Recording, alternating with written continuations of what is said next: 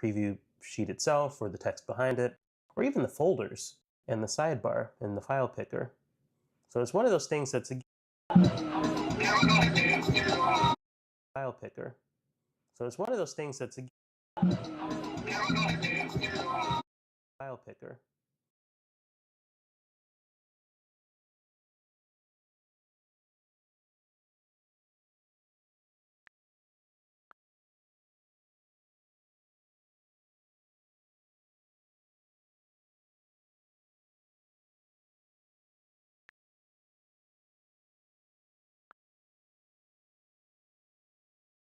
So it's one of those things that's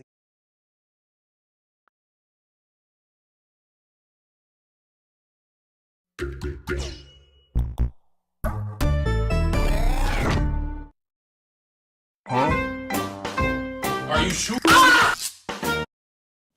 Hello all and welcome back.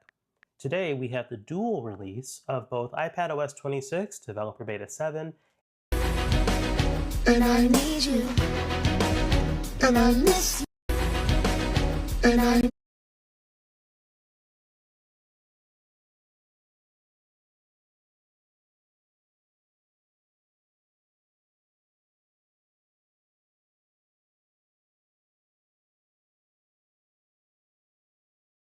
and iPadOS 20.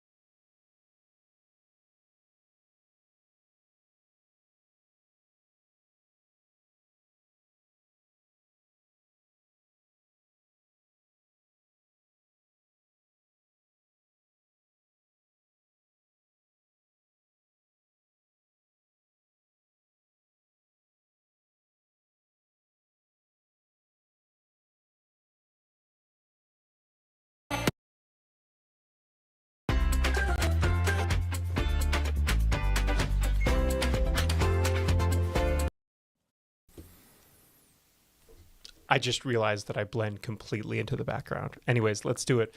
Welcome to another... Maybe I'm going about this the wrong way. I thought this was the right way to do it. You take an actual luxurious car where the DNA is inside of it and bring it back to where it was and have a beautiful experience. Well, it is sucked dog eggs. Let's try the other way. Let's make this luxurious. This is a standard run-of-the-mill trade van. They're all like this. The features you're gonna see that this thing currently has is what everyone's trade van has, right? You wanna change where the wind comes out, whether it be hot or, I mean, mostly hot and not very cold. But yeah, you wanna actually control where it goes. You gotta reach up inside the dashboard and fiddle around with it. That's normal. We're gonna make it fancy. We're gonna make this actually work. We've been waiting 6 weeks for this. This is what is gonna make it work. Why doesn't ours work? Who messes with stuff like this buried in the dashboard? And it's genuine Mitsubishi made in Japan, and that sticker be looking old. I reckon this has been sitting in a warehouse for some time. Can't wait to see what's wrong with it currently. Like, how does this go wrong? A beloved Hevexum MP5 player, that's staying, right? We've got big plans for that. Oh, they're actually screws. Yeah. Wow, that's the slot where the cup holder's meant to go. But that's okay. We're gonna put in better ones. You just refine. Yeah. Bench. Can't even really see how it's... Ventilation changing. We've got the capabilities for a reversing camera. We have... yeah. Oh, that's fancy. Oh, that's fancy. Yeah. This interior's gotten tired.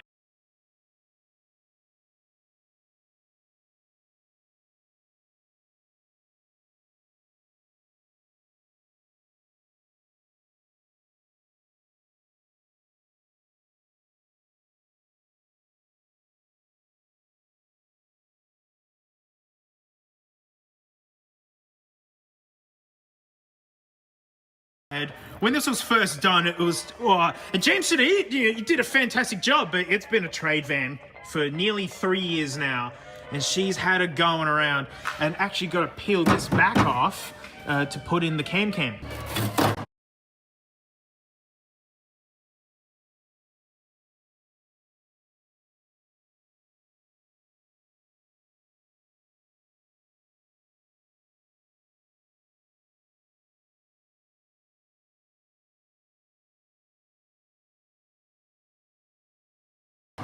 Yeah, I mean, wow, it's just a thin layer around the outside and it's stuck. Yep. There you go. It's one of the only cars I've got where it's fugglier as you peel it apart, and it's because it didn't have any trim. All of this was bare when we got it. Yeah. Like, it was thrashed. Yeah. Okay, where do you want the camera? Where it makes sense. I don't know. Do we want to screw into plastics? Can we have it, like, under the car so we can look at the tail shaft as we go? If you want to. That does sound kind of fun. Doesn't help for reversing, though. Nah, but, I mean, I got nothing to lose. You know, it doesn't matter. Oh, that was a loud noise. Well, that's pretty good. That's pro. Interior's looking good. Show me the Hevexum. Ignition's on, we're just waiting for it. Yep. Go, Hevexum. Now, I have no idea whether it needs to be set up or anything. I'm just gonna smash it in reverse and see what happens. Eventually. All I did was plug in one RCA cable. It's pretty hard to kill it that way. Well, you've managed it. Maybe it's just off. No, it's just off. Alright, well, I won't put it in neutral. Ah. Alright, we're on.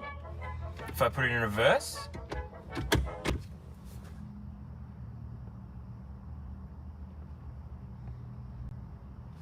I might nice test. Very good. This thing's cool. It outputs a test pattern. Yeah, this is like the old stereotype when like something goes wrong at the television station, and it's being output into the beloved Hevexum. Are we getting test signal? Yeah, we do. Wow, I saw a quick little bit of it. Yep. Yep. Nice work, Hevexum. Reverse. Wow. Look at that. That's excellent. Cool. And it's because you goofed the plug. Yeah, I cut a piece off that I shouldn't have. But the donkey van's grounding situation is still questionable, but it works, so we're moving on. Wow, you ripped the whole dash out. I had to. The wire that I needed to connect to was this one. It's still the running. Okay, let's slowly raise the voltage and see what happens. Yeah, there is something. No!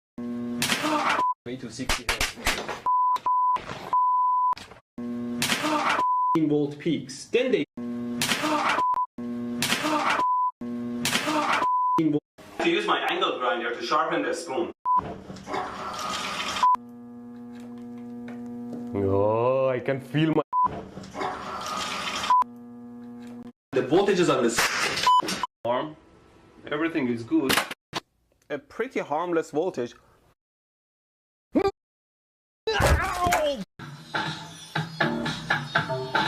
All the way to 60 hertz. All the way to 60 hertz. From Tesla coil. Let's play Pink Panther. From Tesla coil. Let's play Pink Panther. From Tesla coil. Let's play Pink Panther. This gap is quite wide. Let me measure it for you. You hear from the Come back across. Ow! It's funny. I can turn on a blown fluorescent lamp using. The skin here is quite sensitive to temperature. That into a full bridge rate.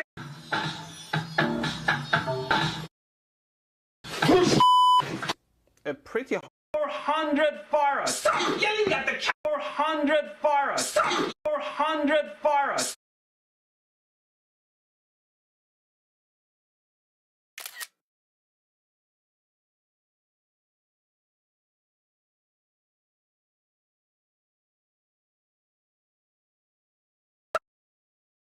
Yelling at the camera. And what if I add some sparklers to it? It's getting there. The skin here is quite sensitive to too much for me, but I'm sure it too much for me, but I'm sure it too much for me, but I'm sure it Ow. This is nothing. This is nothing for me. Always. What the are you doing? What? Just close the door next time. Rising. Ow! Some. Let's play Pink Panther.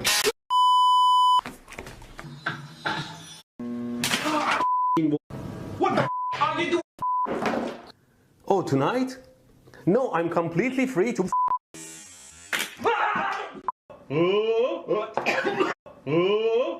The phone back together and it would work like a. Oh my god! Oh, we have a muso here. Increase the frequency all the way to 60 hertz. Oh, I can feel my hair rising. Let's see if it can take the heat.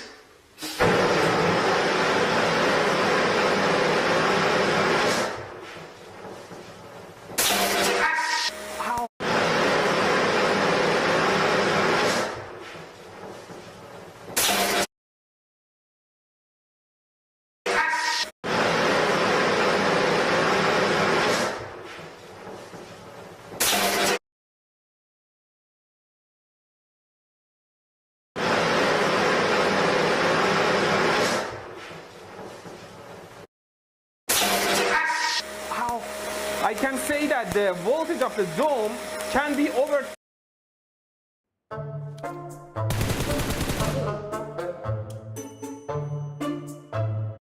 Hi. Carpet knife like every other idiot, and I stabbed myself and pierced my. You can probably remember my ESD gun that can generate 25 kilovolts. Now, actually handle 25 kilovolts. Oh well, no reset. Let's see if it can take the heat.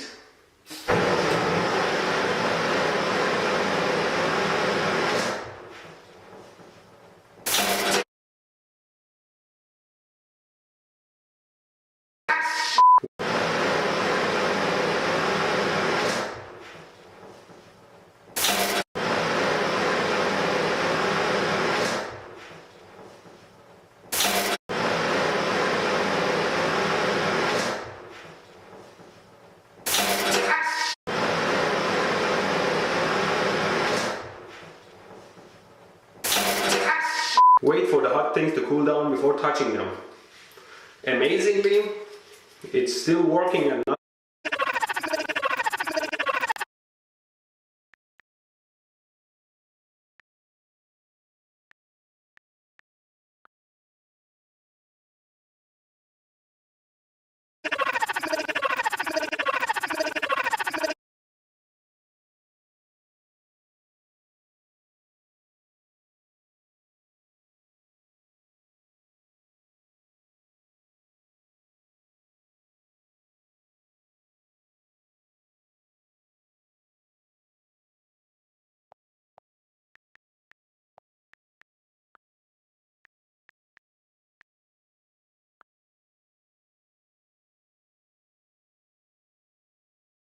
Hi, a Japanese watchmaking company called Tokyo Flash offered me a free designer watch in exchange for me to make a review video about them. But my channel is not about reviewing products, but the human body, starting with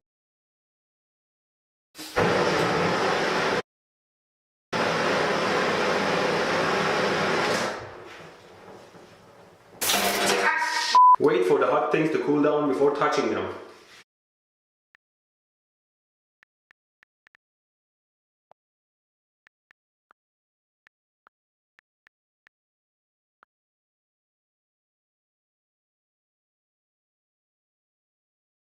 Hi, a Japanese watchmaking company called Tokyo Flash offered me a free designer watch in exchange for me to make a review video about them.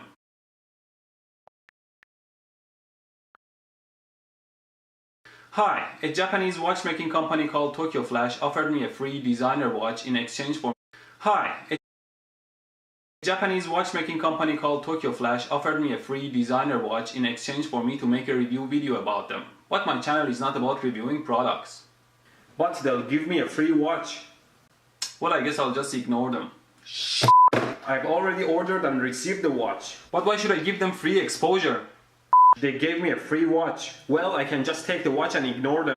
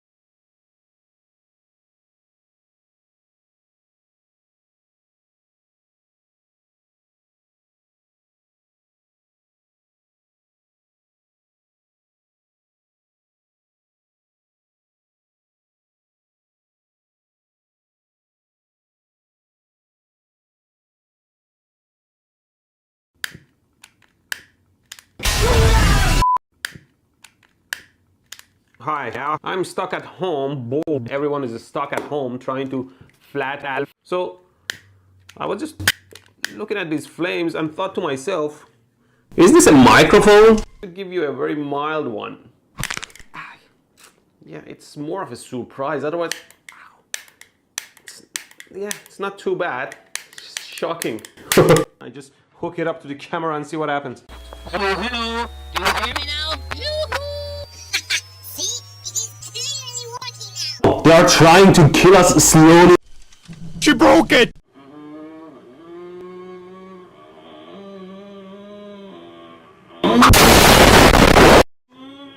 Smells like bleach. Shouldn't have put salt. A load is connected between.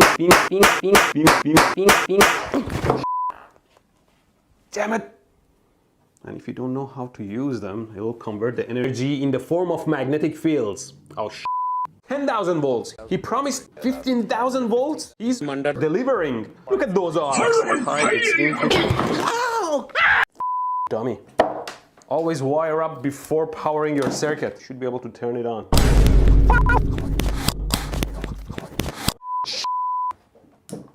Okay. Well, we can't cover all the wires. We need to measure them. Fuse went to start with. Oh, oh, come on. My ballast is gone. Well.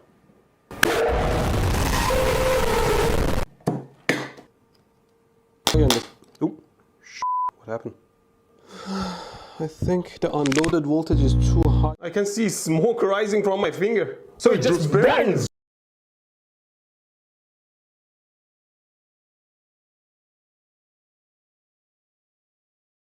I think the unloaded voltage is too high. I can see. I think the unloaded voltage is too high. I can see smoke rising from my finger. So it just burns. Just burns. This.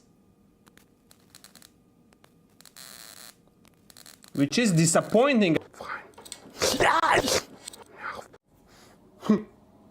It just burns. Cycling. Ow, sweat. I don't think my capacitor could handle 120 volt peaks. Well, let's just do without the capacitor for now. Yeah, I remember this one. This is me. Ouch. You see? What? Bridge. Yeah, they delayed it nearly here. They. Sorry. What's going on, boys? More. What the?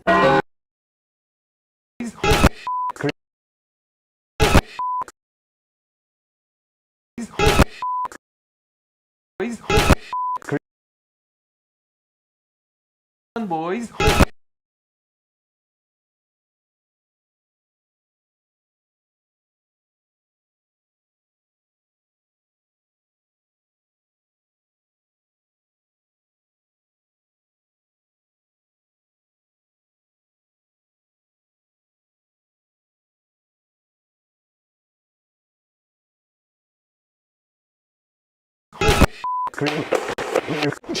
More.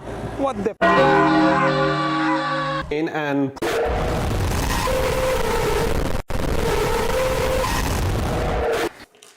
This is dangerous as.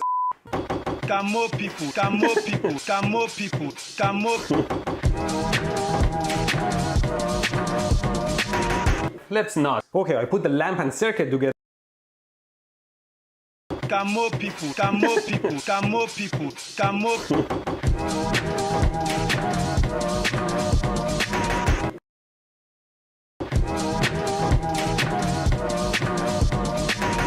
Let's not.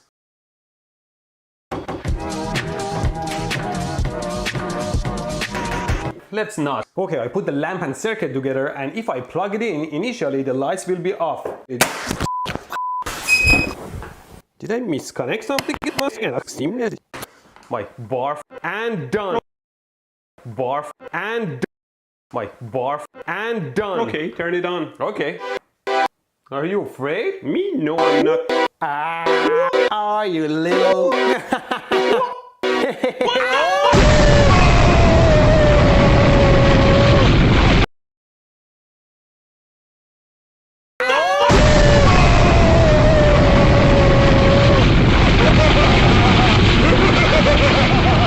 Should be around, I don't know, 5 to 6 cubes. What's going on? Oh no, no, no, no, no, no! Come on, turn on! My alarm is gonna sound. No!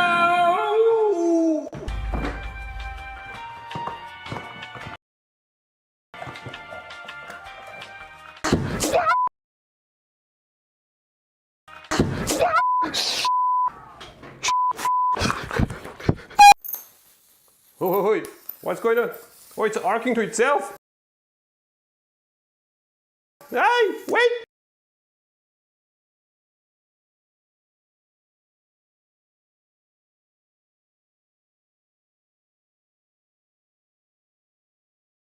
Wait!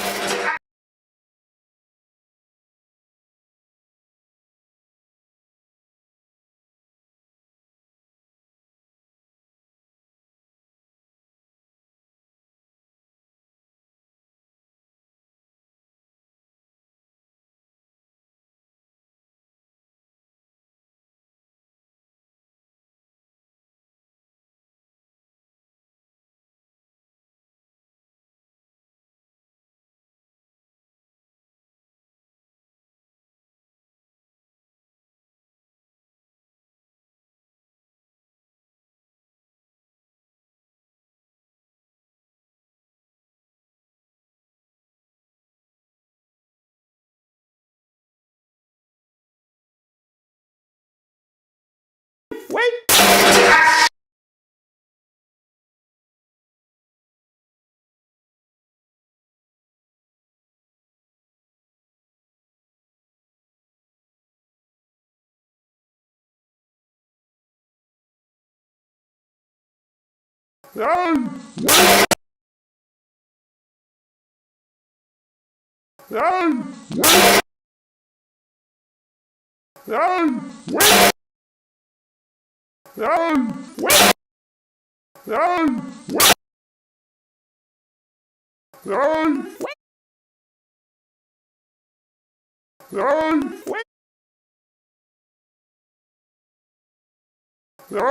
Wait!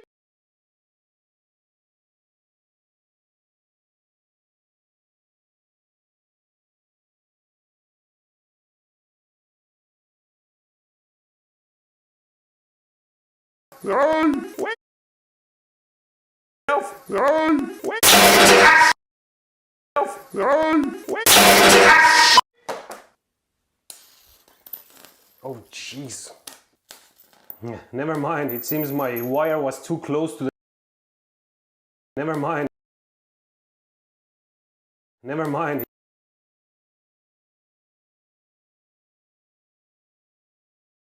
To the core, and it was arcing from the wire to the core. Wait!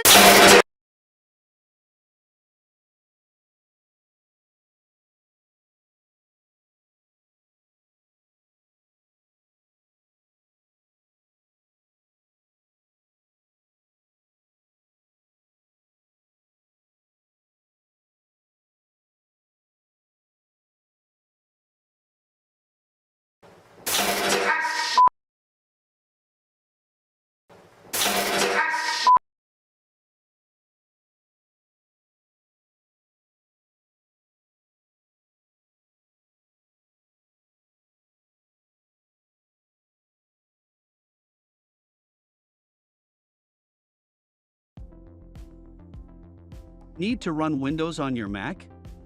Parallels Desktop.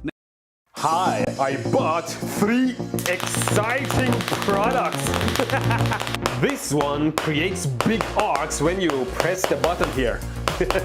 I just had to get it when I saw Styropyro. Hi, I bought 3 exciting products. Hi, I bought 3 exciting products. This one creates big arcs when you press the button here. I just had to get it when I saw Styropyro playing with it. It might look familiar to you, especially if you...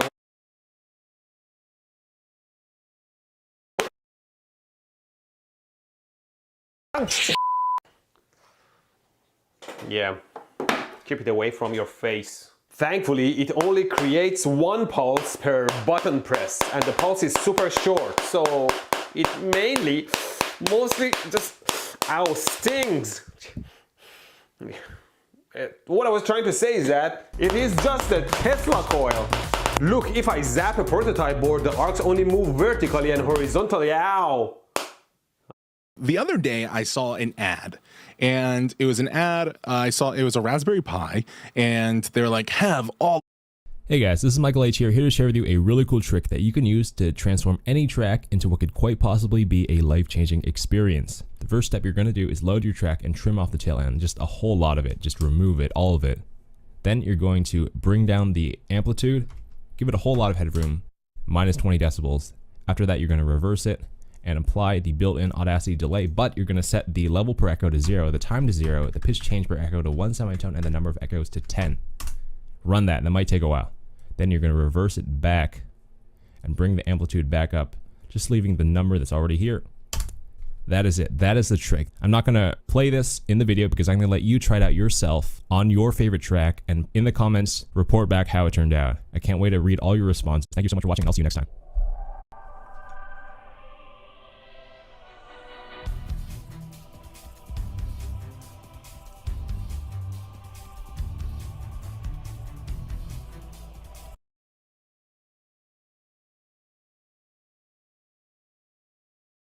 What happened? Oh, I see. It was Puffball with 1,455 dislikes. Wait, Ruby, where do you get those results? It's a secret.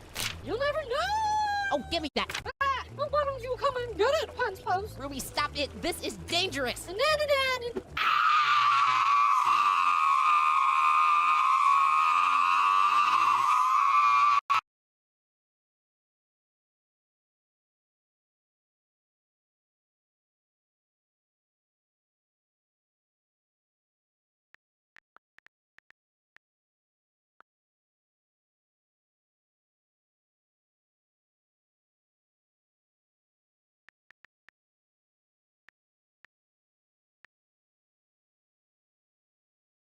Connect to Wi-Fi!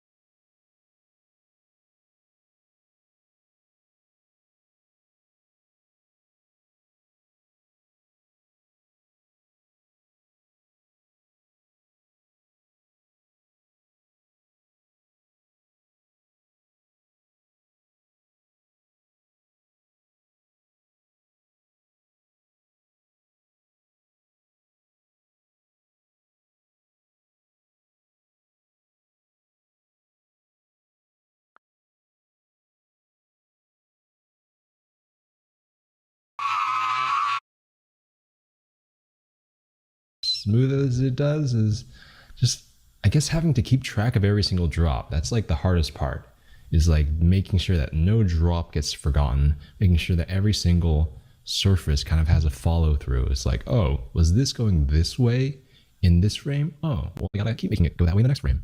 And that's, I think, the hardest thing is like just keeping them all in your brain, trying to remember which ones go where. That's the hardest part. And that's what gives it the sense of weight. That's a really important part in making this look convincing, is that you don't have drops like evaporating, just disappearing suddenly. You don't have like a blob. Just do that was really fun. What else can I talk about, really? I mean, I have a recording of myself drawing it, so I think this will be the time where this goes in.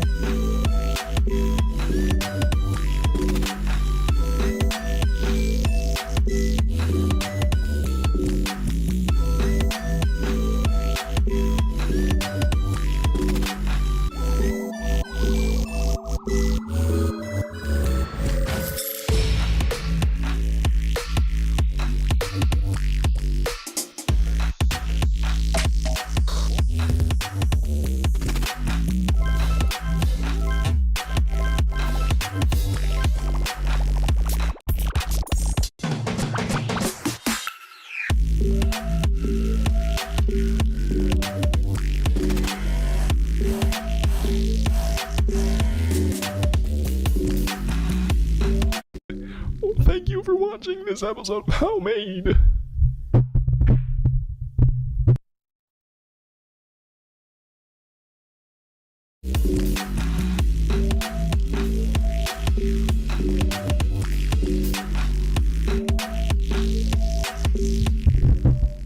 Hey, check this out. It's a new episode of How Made. Hey, check this out. It's a new episode of How Made. We got a 3D marker going on here. This is something that kind of got a little rushed because just for time reasons, and also because I can't keep track of all these different layers at once. But look at that, it's a marker spinning in 3D. What could you not like about it? We've got a lot of these keyframes that are looking kind of yellowish. There's something weird about them, and that's because I'm using this command that I wrote, this sort of little script that I wrote called spline tween, and that is a tool that you can use in place of a tween that can sort of smoothly interpolate stuff in a way that most tweens cannot be done. And because I've got such a big monitor going on here, just because this is my main monitor, I usually animate on my second monitor here. That's a little smaller. Do here, you can let's add one more keyframe. It's really bad. Spline tween, and it's going to go through every single keyframe and make tons more keyframes. And there we go. It's interpolated all of them, and that's something that I use here to animate the sort of the very.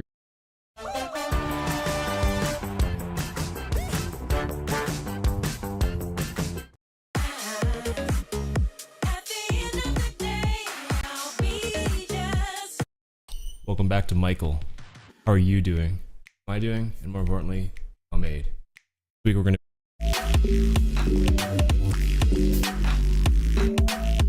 to do, because this is a feat. Look at that star. It's a really good looking star. Isn't that a cool star? I think so. And we're going to have it just spinning. And let's just make it take. Okay. Let's not think about the star. All right. Look at that star. It's really good look.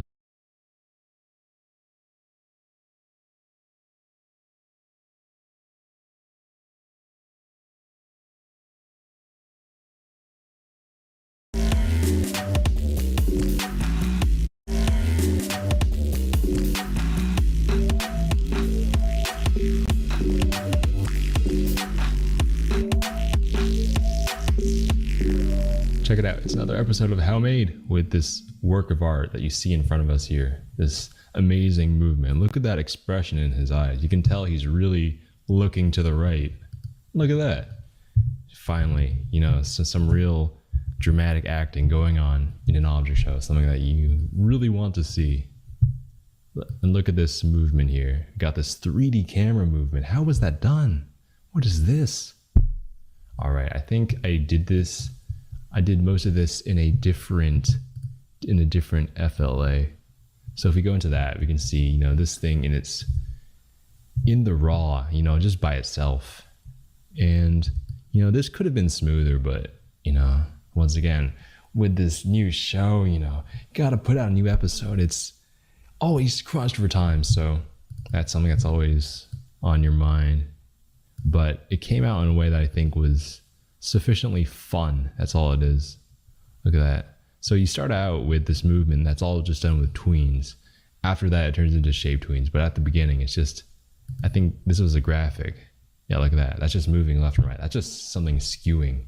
Easy. Simple, What is this? A circus top? See that? Just that by itself. And then you apply some transformation to make it look a little more dynamic. You can see the camera's kind of vanishing points and moving a bit. We've got it masked to sort of mask the circus top looking effect. So now it just looks like stripes that are moving. And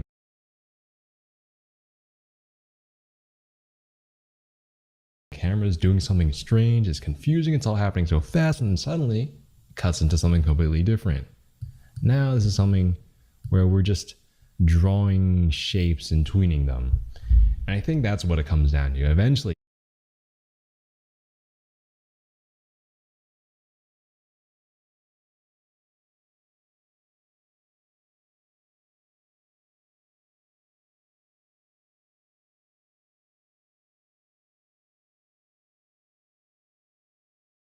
you can't just do something systematic like that. You have to just sort of draw it, just do it the hard way. And eventually, if you sort of mess with it enough, it'll become something that looks cool. And with these things in the back, you can tell this is just some stripes. This is a movie clip. And I just tween that to just appear at some point and just tweens into effect just tweens into view.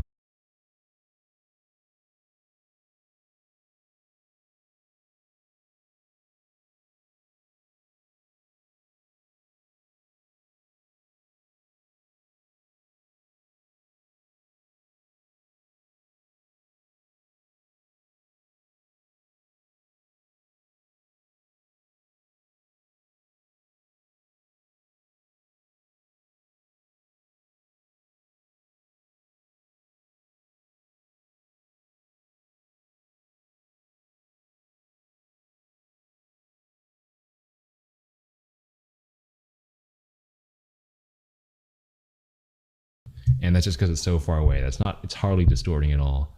But the ones that are closer up, those are custom made. So you can see I'm sort of, the stuff in the back that you don't really see much, I don't care much. I don't do much with them. And that's them. I mean, I thought it would be hard to have a transition between this first part and this end part, but I think it turned out fine. So if you go to the source files, you can look at this yourself and see how this was made. And hopefully this will be something that can help you make something really cool in the future. I'll see you next time.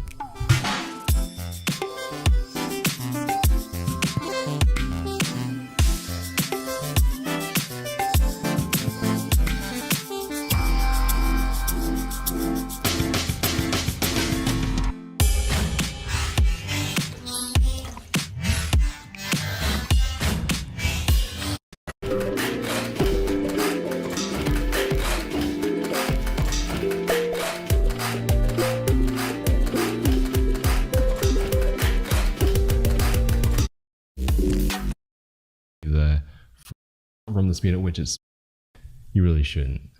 And then the arms here that's just a single movie clip, a single symbol that's being moved left and right. Yeah.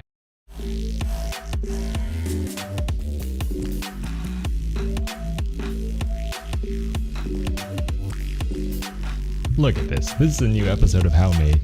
You see this 3D drawing. We're going to talk about how this thing was made.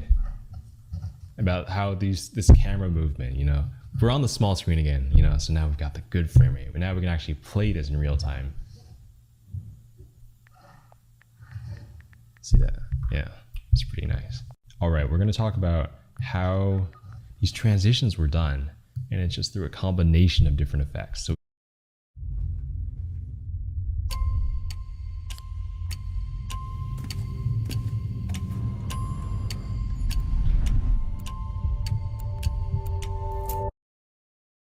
a shape into a drawing object. I will say some of the benefits that I really like about drawing objects is that they do protect shapes from merging with each other, but you can still manipulate them as if they were just shapes. So you can still distort them. You can still, like, without having to double click into it, you can drag a point, be as precise. I think there is a tool that someone has made in Adobe Animate. Oh yeah, see, I'm using it here, I think, that I actually kind of forgot that I had installed, which lets you use a feature that exists in other drawing programs. And that feature is to take overlapping strokes that you've made, cut out the parts where they overlap, and just end up with sort of a neatly...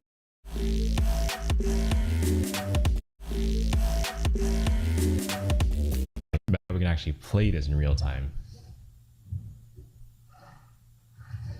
See that? Yeah, it's pretty nice.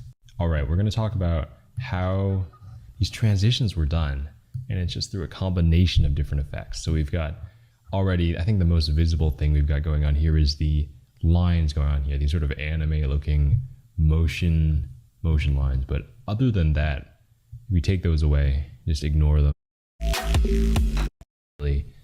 really open the possibilities. Now you're dealing with features that you couldn't have ever expected, like edit multiple frames. I think that already existed, but like this shaker plugin that I made, this little script that has been really helpful, but combined with edit multiple frames, you can use it to do some really cool stuff. In fact, I'm in the mood to make something just from scratch. So say you have this, like, I don't know, what are we gonna have moving around? Let's say it's the star, all right? Look at that star, it's a really good looking star. Isn't that a cool star? I think so. And we're gonna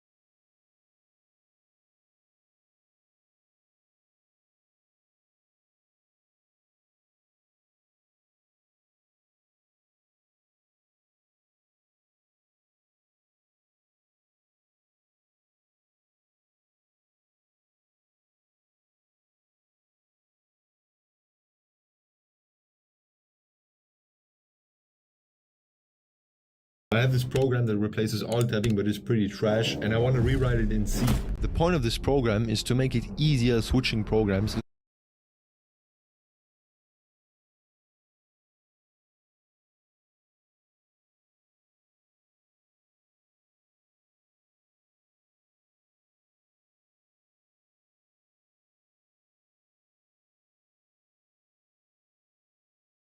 Ha! You made your team lose, Rocky. Have fun being eliminated.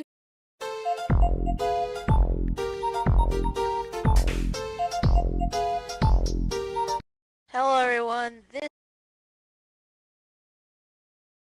بدي خفف كتير من الخلف ان شاء الله ما تكون مستعجل.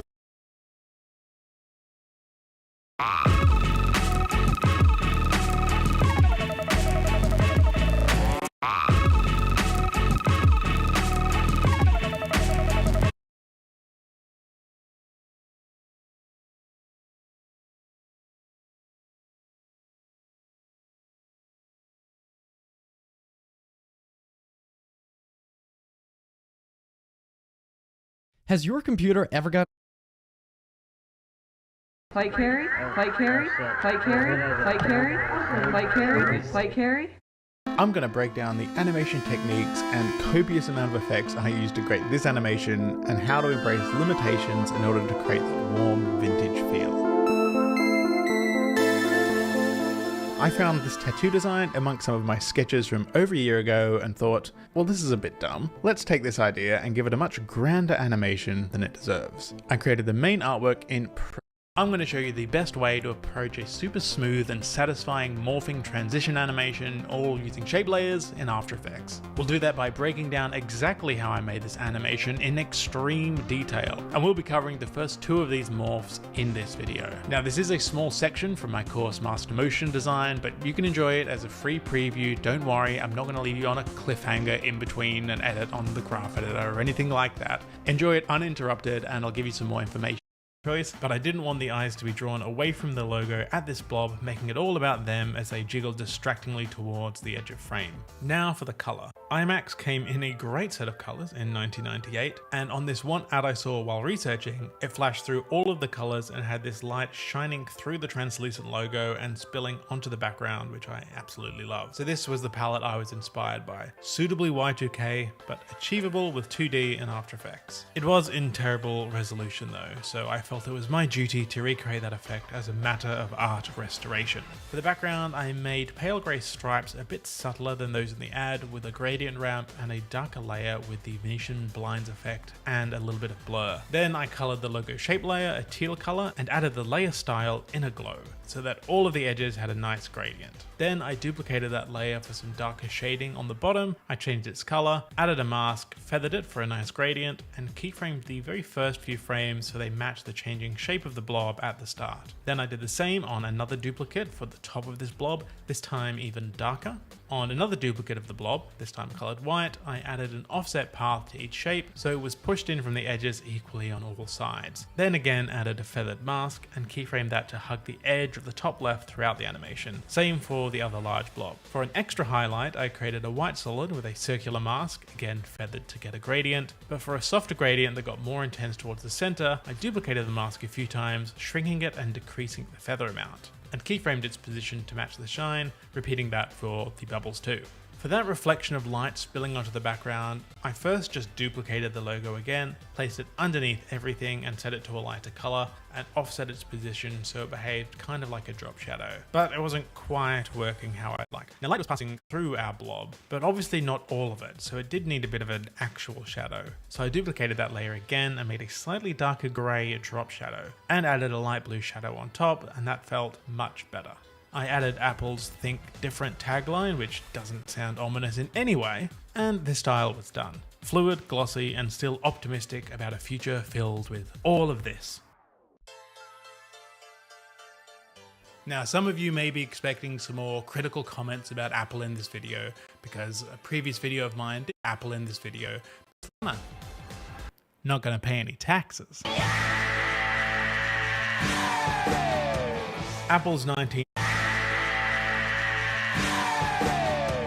Apple's 1970s logo is my absolute favorite and probably their most distinct. It had a very basic animation back then. Apple, the personal computer. Apple, the personal computer. Apple, the personal computer. To recreate that, all we need to do is separate the sections and have them appear on one after another. But that wasn't enough for me.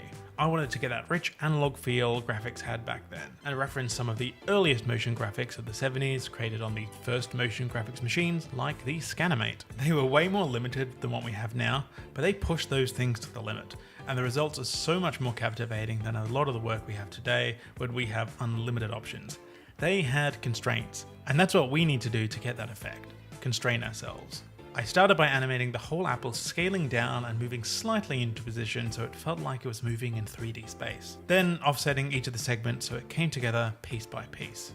I added an expose effect to each segment that increased when they stop and then faded off so they each kind of light up.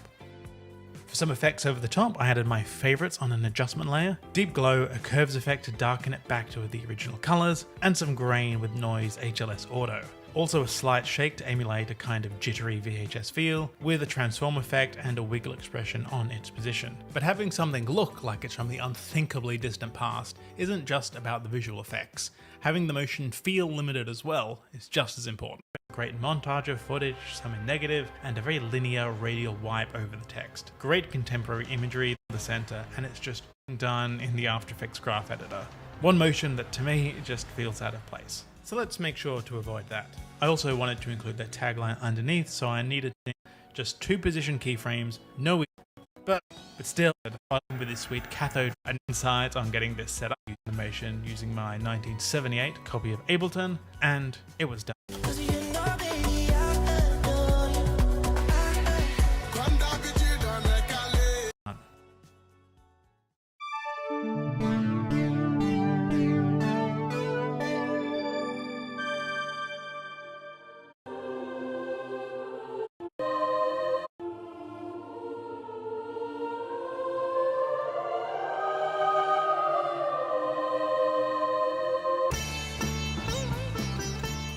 Steve Jobs was a known space cadet, so let's stay in Wonderland and see how far down the lightning port goes. Psychedelic imagery is one of the most fun things you can animate. I've done a lot of it on this channel, but I wanted to find a way I hadn't tried before. I came across this style of stop motion called strata cut, pioneered by David Daniels. It involves sculpting clay over from when I bought, but I didn't need to push it anywhere near that far. I just wanted some trippy colors and motion. So I got out some plasticine that I had left over from when I bought way too much for a single frame of this orange animation, and decided to do a smaller test to make sure it all worked. Curve and those cones of plastic colors together in case all the plasticine. I was really happy with this. There was much more motion than before, and the wild mix of colors looked great. The support helped, but really encasing it on all sides with clay would be ideal. I just didn't have the material for it. Now, due to the infuriating law of perspective, it got smaller as it went further away from the camera. So I made a new comp, scaling it up so it stayed the same size, then I added a rotation so there was even more motion. Now it was time to make it into the apple shape. I knew from the test that there was no way I could have sculpted that shape into the sausage and kept it consistent while slicing, so making it a circle and fixing it in post I figured was my best option. I decided to warp the circle using the effect Mesh Distort, so that it wouldn't just feel like a matte on top. This way the colors would flow around the edges and feel more natural. I did the same for the leaf using a duplicate of the circle comp. I added the Apple logo back on top of everything and set it to stencil alpha so it would cut out everything not directly underneath it. I also added a roughen edges effect to it and animated the edge to boil by adding an expression to the random seed. Now it blobbed around like plasticine would. It's not perfect, but it adds a little extra so it doesn't feel so clean and precise. For the background, I was torn. First, I tried to make it really psychedelic by stacking up versions of the circle with some inverted, and then adding a CC Collider effect on top, and it did look cool. I liked that it was just totally overwhelming. You didn't know where to look and could barely make out the logo at some points, a truly heroic dose. But all those mirrored angles created sharp lines that made it look pretty digital, and I had poured way too much of my blood, sweat, and plasticine into this to leave it looking like it was just made with a computer. So I tried something that was just made with a computer.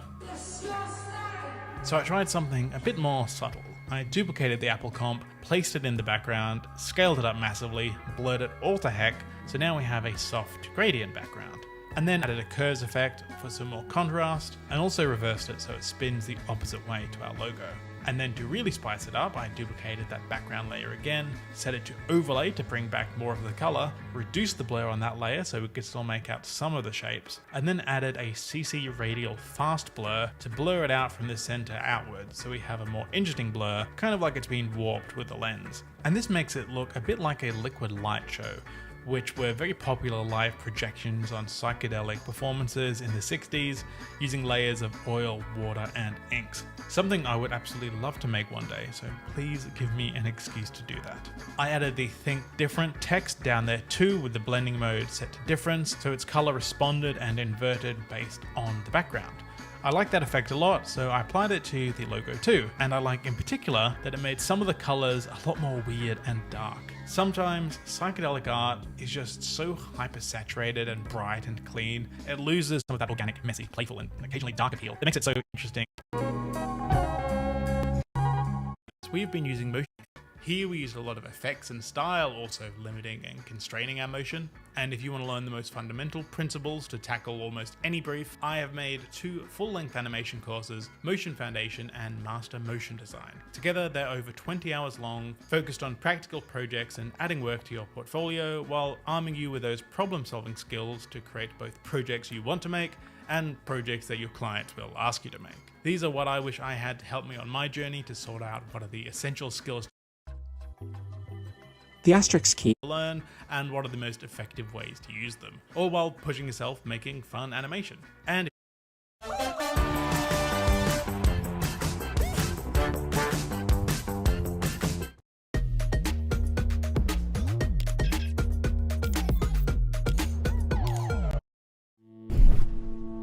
guys, if you could actually cheat in After Effects, without further ado, let's have a look at the keyframes. Simply alt-click on the stopwatch and type loop out with an open and closing parentheses. And bada bim, bada boom, your animation loops itself forever. You can always change your keyframes afterwards to make the animation go faster or slower. Now with loop out, we're saying to loop the animation after your last keyframe, but you can also use loop in, which will repeat the animation until it reaches your animation keyframe and then stop. Next up is beam linking. We're not gonna write any expressions this time, but we will use the property link feature.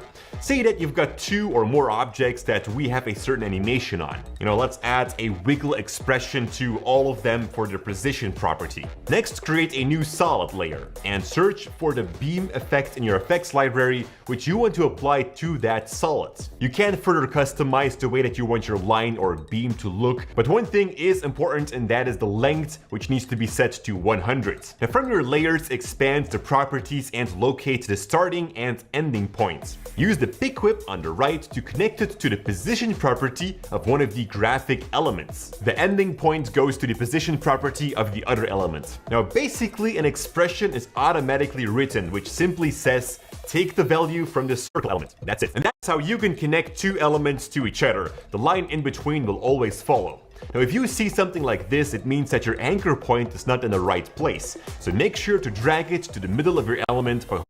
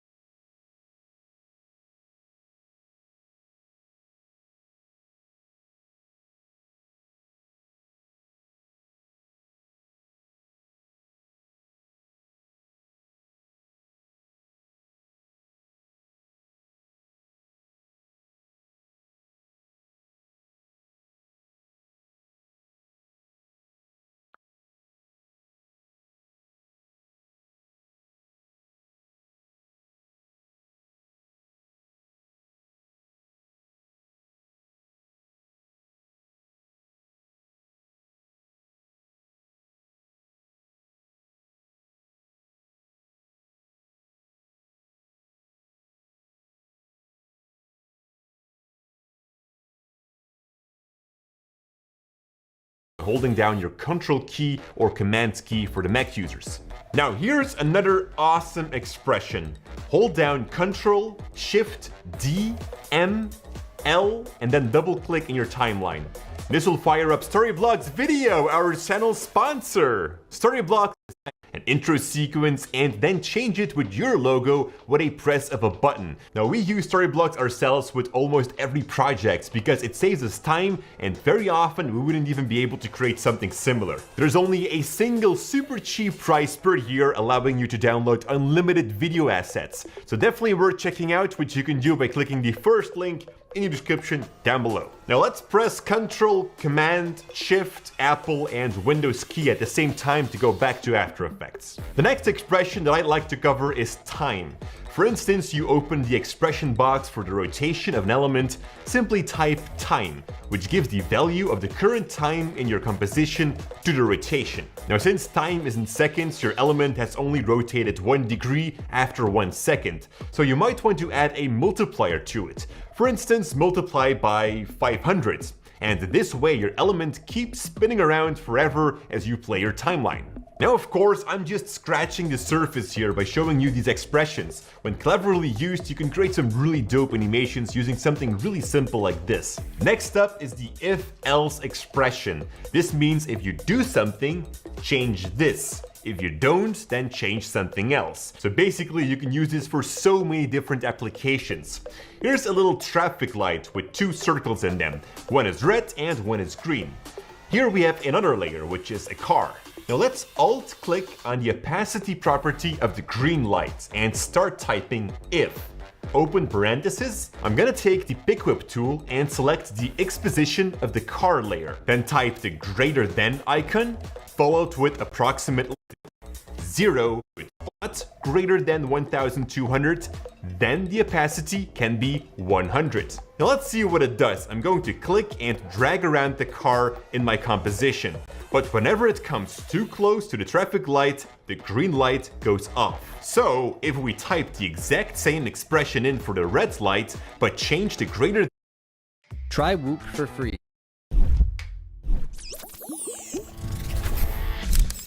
Hey folks, it's Jordy here from Cinecam.net and welcome to Creative Tuesday, a weekly series to rethink outside of the box and...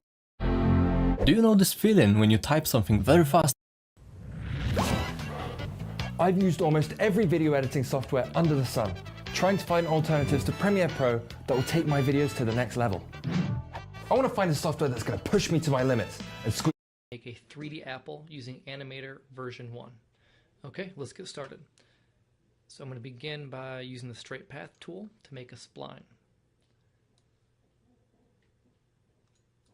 So the shape should be something like this. And you're starting and ending on what's called the y-axis. So from there you go to build, use lathe. I'm going to choose 6 sections around the y-axis. So basically you're spinning it around this y-axis. Click OK. There's your object. I'm going to click the original spline that I made. Just to show it to you, I'm going to move it over. This is a move tool. So we have this selected. I'm going to press delete on my keyboard. It's gone. Go back to the select tool. I'm going to select this object that's going to be my apple. Go to build, convert to subdivided, and it makes basically an apple shape. I'm not quite done. We're going to switch to point edit mode and wireframe view. We're going to use arc rotate to tilt it. I'm going to click on the center here and drag up, and then bury it, put a path. So just look like that. Build. Now we're going to go to modifiers, bind modifier, double click, and you're going to curve it, I don't know, 40, 50, 60, somewhere around there. Use arc rotate again. Oh, not quite there. Let's go back to view in front, and let's move the stem down further. Let's see how that looks. Not too bad, not quite centered, so I'm going to adjust it a little bit more. Again,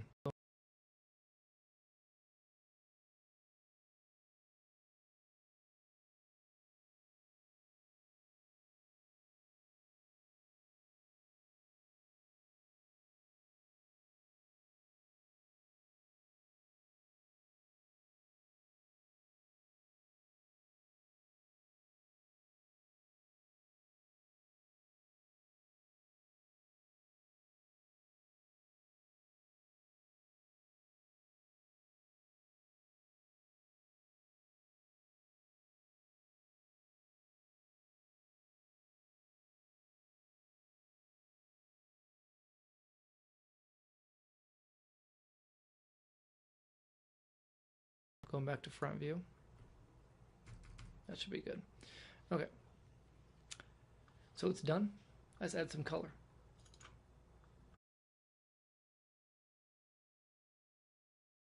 How to make a 3D. All right.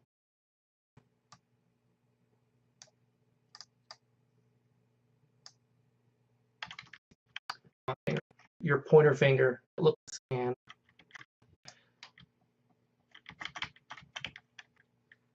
you don't have to use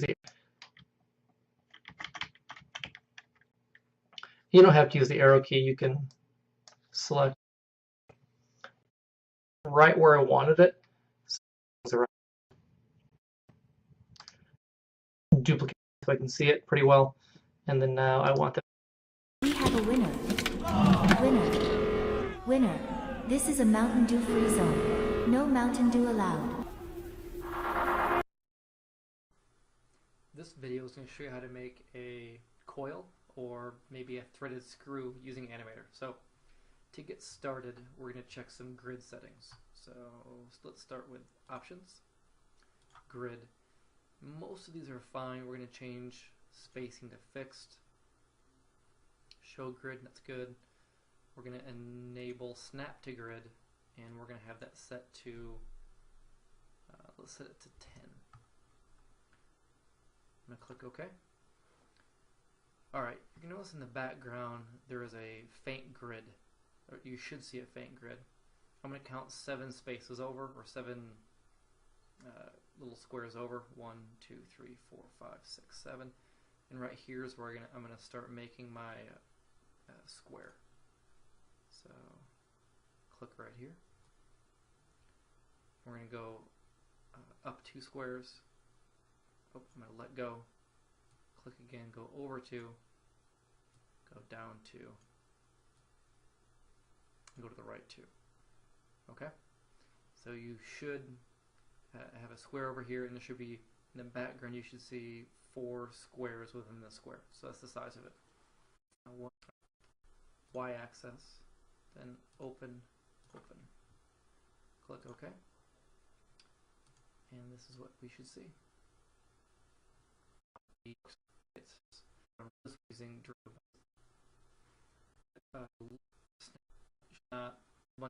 drag, and there's those white lines. Right click here now. View. It didn't snap right up. So this time I can get them all in with one shot. And I'll go back to front. Move tool. Hey guys, this video is going to walk you through how to do a few basic things. For this tutorial, we're going to make a 3D head. Use the sphere tool, drag in the middle, and drag out. Convert to mesh so we can select faces, points, and edges. Let's rotate it slightly.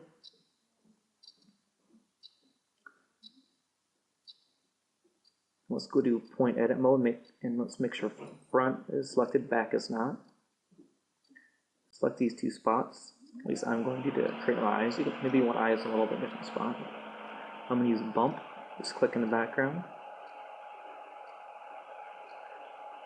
You notice it made a nice little nose piece in the center for us. And you click in the background using the peak tool. You can make a nice little peak for the nose. Oh, you have select. Okay, there we go. Now, since front is selected and back is not.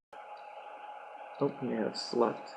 Okay, there we go. Now, since front is selected and back is not, it can only select the ones I want. And if you right click, you can select multiple things.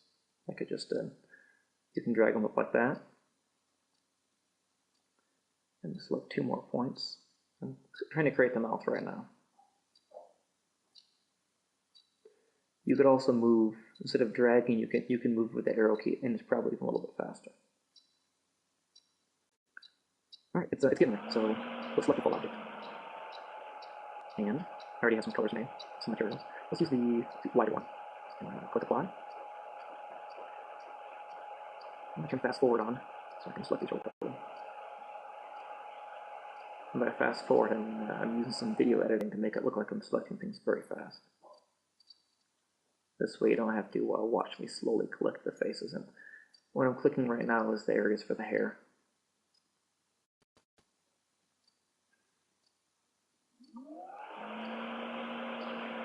You could actually, with those faces selected, you could use extrude also, but to make the hair pull out. It's like it's thicker hair. But okay, now let's work on the eyes.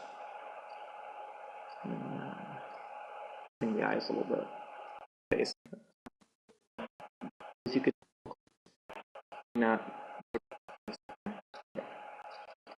apply some ideas using click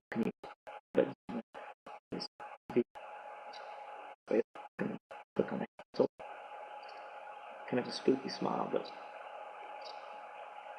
and if you want to save this as JPEG, if you notice it's kind of choppy, so click anti-alias and watch it smooth. البنت كم تمشي؟ البنت تمشي 12 صح عليك.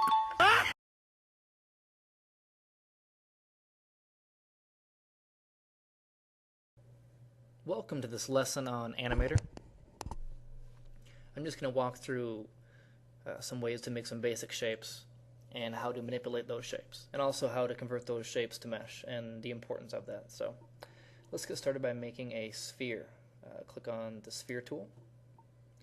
When you're making a sphere, figure out where you want to center the sphere, click and drag out. Same thing with a cube. Doesn't matter the size, you can adjust the size later on. Cylinder, find an area and drag. We'll do the same for a primitive mesh. And the primitive mesh is already converted to mesh. The other ones are not. If you notice, when you click on the other three objects, they're yellow, or they have a yellow outline, while the fourth object is white, which means it's already converted to mesh. All right, let's start with the cylinder. With the cylinder, we're going to double click on it, and you have some different options. You can change the size, you can change the length, you can change the start diameter. So we can make that 2, and we can have the ending diameter be 20. Click OK, and you can see we now have a cone. And if we were to take and rotate this object, you can see both sides have an end cap on it. But if you double click on it, you can remove the end cap if you want, or the one at the start. But you can't see the. I'm going to double click on the sphere. And here we can change the size, the location, how many divisions. For instance, we'll have 4 divisions and see how it changes. Maybe we want to have a geodesic shape, and let's do 4 divisions, and there we have it. It's completely different. And if you want to center it, you can direct. We're going to change that. Change the number of faces. And we can see how it changed.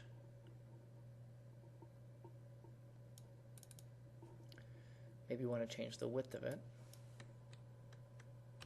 or the height, or the depth.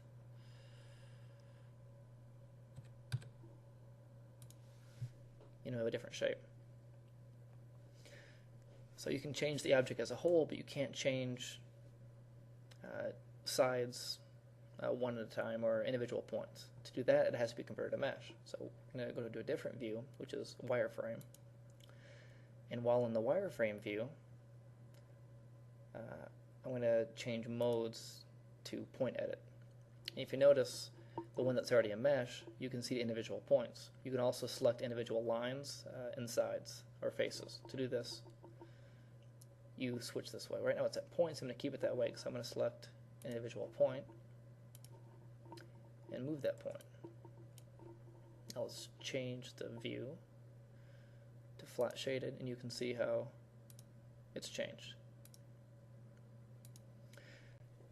To do the same with the rest of the objects, we have to first go back to the object edit mode, select the full object. So we're going to select a full object. We're going to select a sphere.